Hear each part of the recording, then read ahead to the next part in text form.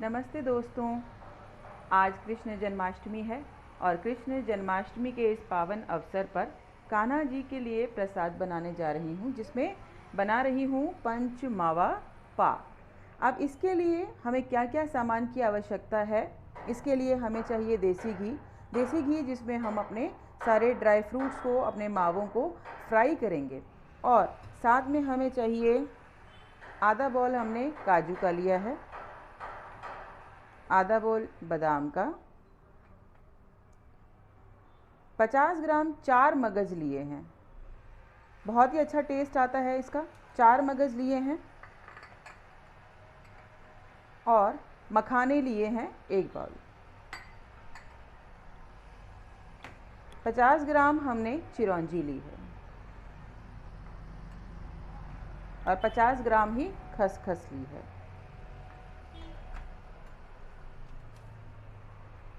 तीन 300 ग्राम जितना हमने नारियल लिया था और नारियल को मैंने अच्छे से घिस लिया है, तैयार कर लिया है इसे। 1 बोल हम चीनी का लेंगे। तो आइए सबसे पहले हम इन सभी मेवों को फ्राई कर लेते हैं। कढ़ाई रख ली है। अब इसमें देसी घी डालेंगे इन सभी मावों को फ्राई करने के लिए।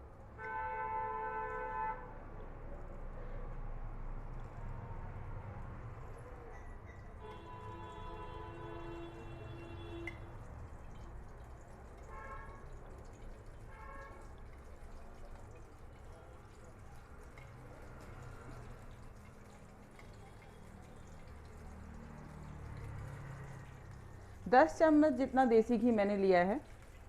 अब मावे क्या होते हैं, इनको अच्छे से अगर फ्राई ना करो तो ठीक से इसका जो पाक है वो अच्छे से बन नहीं पाता।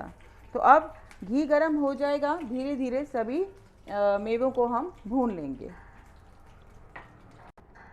घी गरम हो गया है। सबसे पहले हम इसमें मखाने डालेंगे। मखानों को अच्छे से फ्राई कर लेंगे, क्योंकि यदि मखाने अच्छे से फ्राई ना हो तो ये इनको जब आप दबाओगे तो ये फ्लैट हो जाते हैं, और अगर ये अच्छे से पक जाते हैं तो ये अच्छे से क्रश भी हो जाते हैं। तो आराम से सिम आंच पर इसको हम तलेंगे।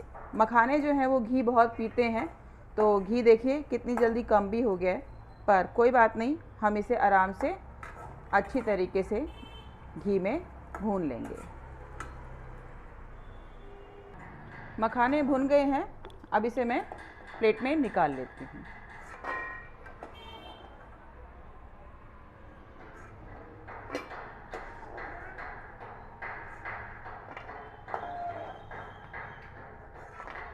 देखिए घी कितना कम रह गया। मखाने घी बहुत ज़्यादा पीते हैं, पर कोई बात नहीं। अब इसके बाद मैं बादाम जो हैं इन्हें फ्राई कर लूँगी।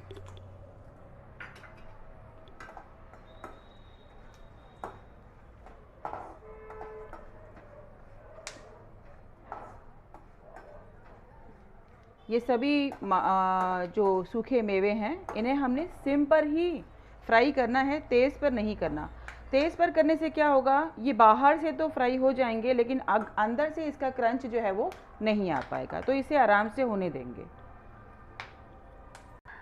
बादाम हमारे फ्राई हो गए हैं, इन्हें भी मैं निकाल लेती हूँ प्लेट में।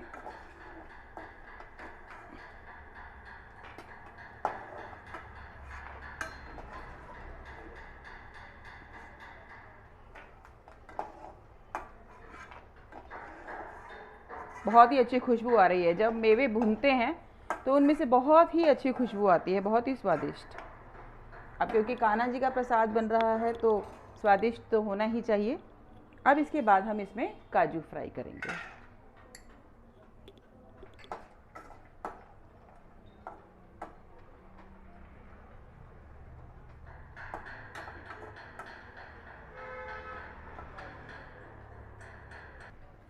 लीजिए काजू भी फ्राई हो गए हैं, इन्हें भी मैं निकाल लूँगी अब।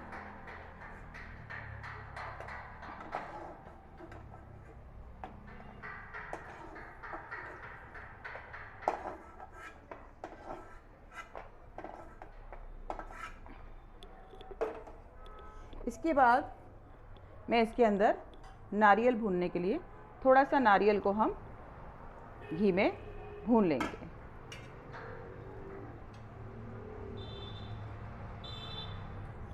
और नारियल के साथ साथ ही हम इसमें 4 मगज,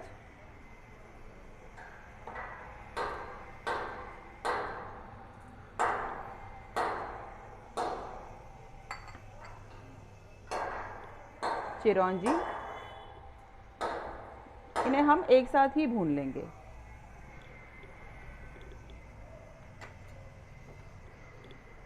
और खसखस।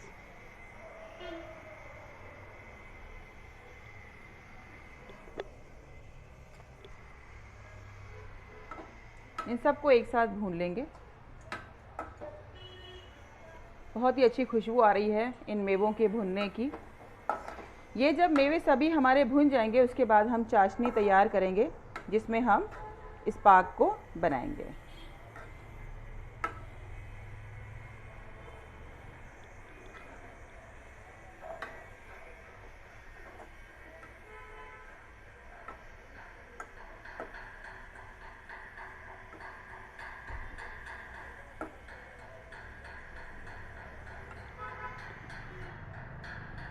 गैस कर देंगे बंद और इसे थोड़ी देर ऐसे ही चलाते रहेंगे।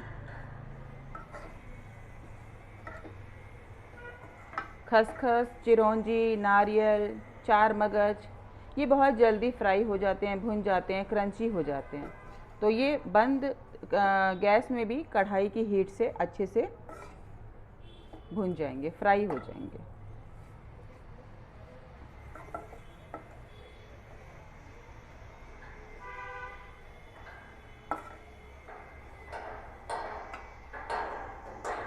अब हम इन मावों को ठंडा होने देते हैं जब तक अपनी चाशनी रेडी करेंगे। चाशनी बनाने के लिए मैंने बड़ी कढ़ाई रख ली है और अब इसमें चीनी,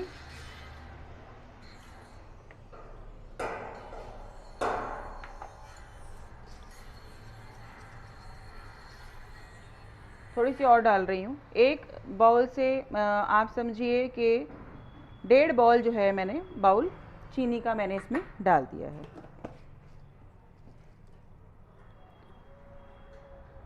गैस सिम पर ही रखेंगे और थोड़ा सा इसमें पानी ऐड करेंगे ताकि हमारी चाशनी आराम से बन सके।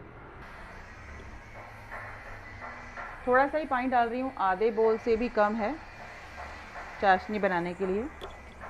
और धीरे धीरे इसको चीनी को पिघलने दूंगी और चाशनी इसकी बनने दूंगी।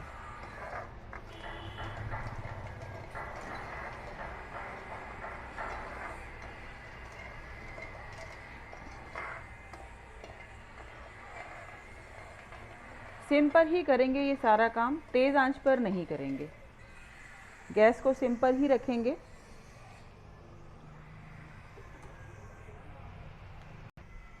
जब तक चीनी की चाशनी हमारी सिम पर तैयार हो रही है तब तक हम अपने मावों को कूट लेंगे जो हमने फ्राई करके रखे हैं। और ये जो हमने नारियल, चिरौंजी और 4 मगज, खसखस ये डालकर हमने भुना था, इसे हमने अभी साइड में ही रख दिया है।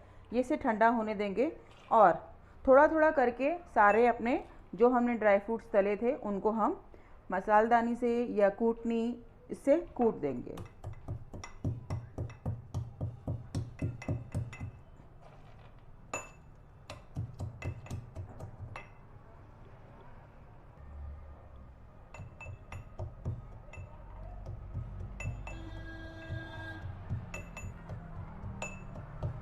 क्रश किए हुए ड्राई फ्रूट्स जो हैं वो बहुत ही टेस्ट देते हैं। मिक्सी में पीसने से क्या होता है, ये बिल्कुल बारीक हो जाते हैं, इनका फ्लेवर जो है वो इतना समझ में नहीं आता जब हम खाते हैं। तो इस तरह से कूटनी से जब हम इनको कूट लेते हैं, क्रश कर लेते हैं, तो उसका टेस्ट जो है वो बहुत ही अच्छा लगता है। काजू पीस लिए हैं,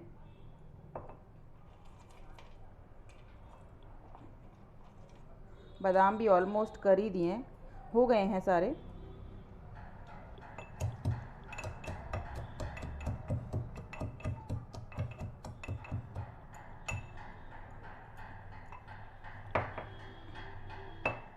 अब हम मखानों को भी इसी तरीके से दरदरा कूट लेंगे।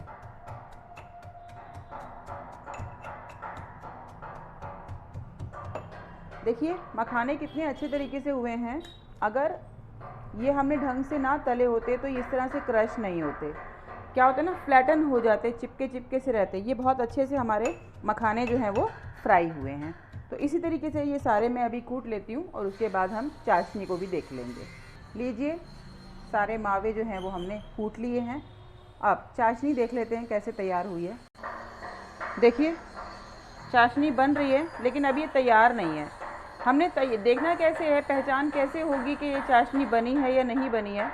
जिस तरह से ये तार मैं टपका रही हूँ, इस तार को टपकाने पर जो आखिरी बूंद गिरेगी, यदि उससे तार हमारा खिंचता है तो हमारी चाशनी जो है वो रेडी है।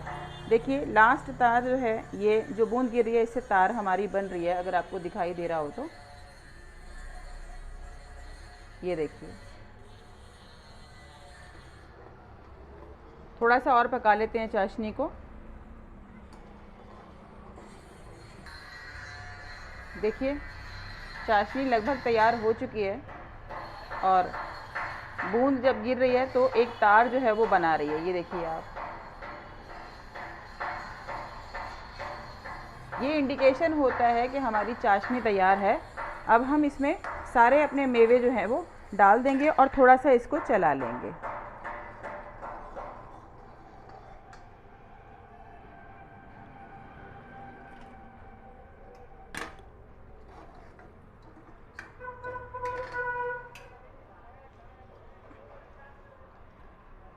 कान्हा जी का भोग बहुत ही स्वादिष्ट, उनको पसंद आएगा, आप लोगों को भी पसंद आएगा यदि आप बनाएंगे। तरीका बहुत ही आसान है।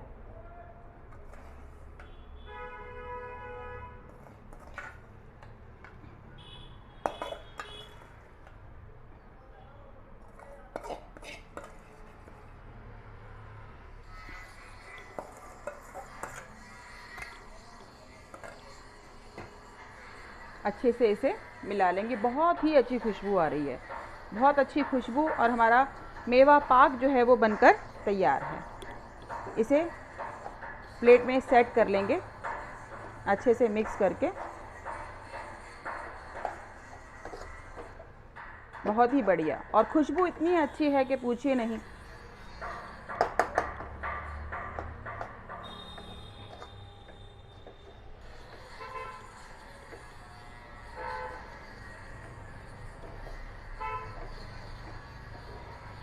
बहुत बढ़िया हमारा मेवा पाक तैयार हुआ है। अब इसे मैं प्लेट में सेट कर दूंगी। प्लेट पर देसी घी लगा लेंगे और अच्छे से इसको मल लेंगे, क्योंकि हमें इसके ऊपर अपनी बर्फ़ी जो है वो पाक जो है वो जमाना है। तो ये मैंने इसको ग्रीस कर लिया है अच्छे से, और अब हम सारा जो पाक है वो इसमें पलट देंगे।